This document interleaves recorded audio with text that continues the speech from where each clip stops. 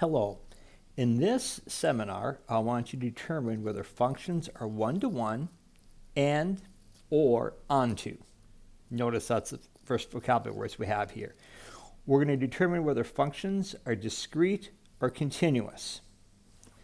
Some vocabulary we're going to come across. Since it's the beginning of a new unit, you're going to have a lot of vocabulary. There's one-to-one function and onto function, discrete and continuous relation, vertical line test, independent variable, dependent variable, function notation, and codomain. Let's get started with a one-to-one function.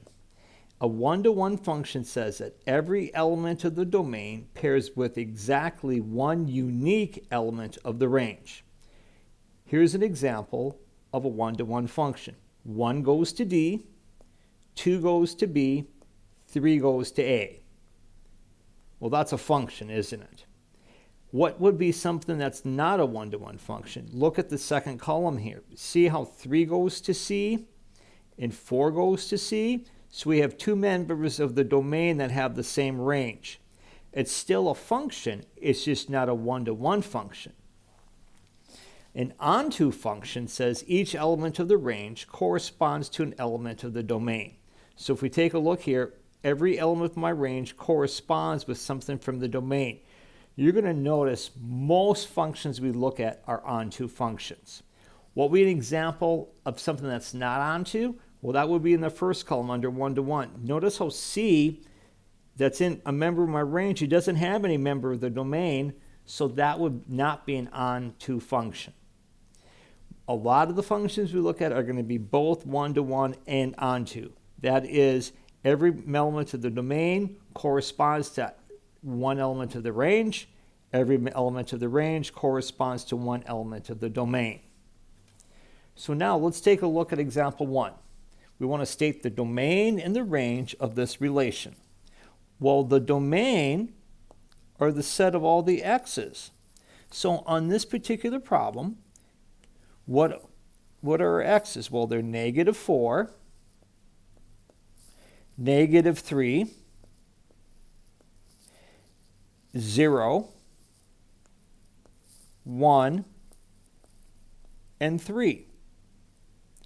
Now look at the range.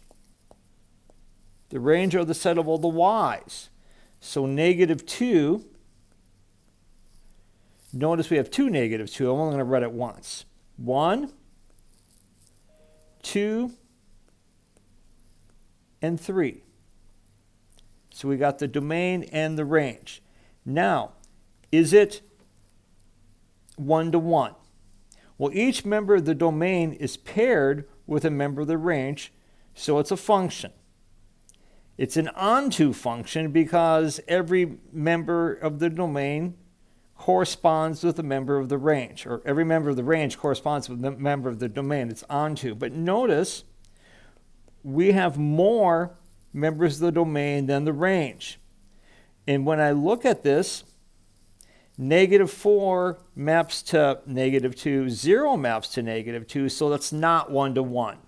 That would just be a plain onto function only. Now if we take a look at example 2, we want to compare and contrast discrete and continuous relations. Example 1 is a discrete relation. Discrete, think of it means a set of points.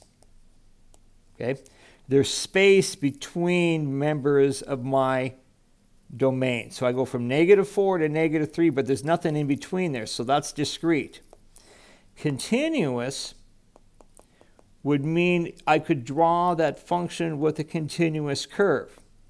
Or more importantly, the domain would be the subset of the real number system.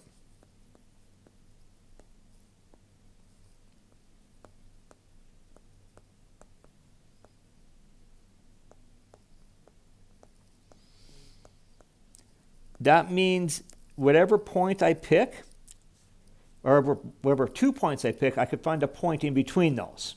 So I could draw it without lifting up my pencil. That's another way to think about it.